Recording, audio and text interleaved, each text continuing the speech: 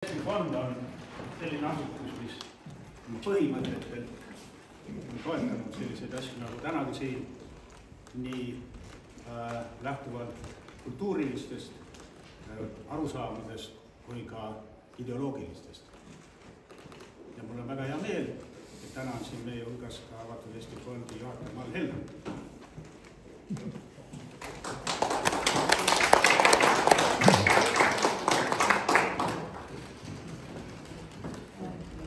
Lugupeetud Riigikogu esimees, lugupeetud härra suursaadik, head külalised, Avatud Eesti Fondi nimel mul on väga hea meel tervitada teid kõiki siin selle suurepärase näituse avamisel. Шановний голова парламенту, шановний пане посол, гості сьогоднішньої нашої виставки, мені дуже приємно вітати вас сьогодні. Avatud Eesti Fondi side Ukrainaga on pikk. See on läbi sajandite olnud, aga tegelikult uue hoo sai ta jälle 2004. aastal. Avatud Eesti Fond, тобто відкритий фонд Естонії, має дуже довгу історію співпраці з Україною, яка триває вже впродовж кількох століть. Але нового такого життя ця співпраця набула в 2004 році. Siis me elasime kaasa oranžile revolutsioonile, pärast Maidanile ja oleme püüdnud olla kohal nii palju kui saame ja toetada ukrainlasi Eestis ja Ukrainas. Ми підтримували помаранчеву революцію, потім ми були разом з Україною під час подій на Майдані. І це те, що ми продовжуємо робити, допомагати Україні і українцям, де б вони не були, тут чи в Україні. 2014. aastal korraldasime Vabaduse väljakul kontserdi Ukraina toetuseks. See toimus peale Krimmi annekteerimist.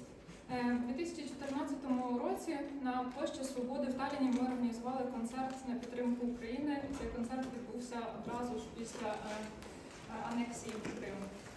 Ja siis me ei uskunud, et me juba vähem kui 10 aasta pärast koguneme jälle Vabaduse väljakul uuesti Ukraina eest. І тоді ми ще не уявляли, що менш ніж за 10 років по тому ми знову зберемося на площі Свободи, знову в підтримку України. Tänase näituse puhul ei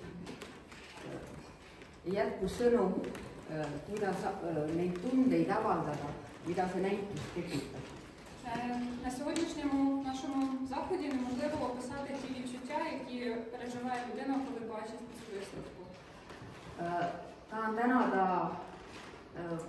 kõiki, kes on selle korralduse taga olnud, neid on päris palju, ja öelda seda, et seda valu me ei unusta iialgi, mida elavad läbi Ukraina emad.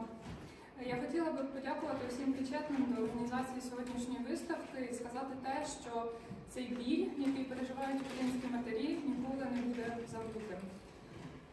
Ja ka siis, kui sõda lõpeb, see valu jääb alles kui hoiatus, et midagi taolist enam iial ei juhtuks. Et see kurjus, mis sai alguse Venemaal ja igasugune kurjus ei leiaks iialgi aset ja et me astuksime selle vastu üheskoos. Навіть коли війна закінчиться, цей біль залишиться з нами як застереження, яким злом є Росія, і що це зло ніколи не має більше повторитися. Tahan öelda lõpetuseks seda, et olgem kõik nagu ukrainlased, sama vaprad ja sama julged. На завершення я хотіла би сказати, що давайте будемо всі, як Україна, такими ж сміливими і хоробрими. Слава Україні! Героям слава!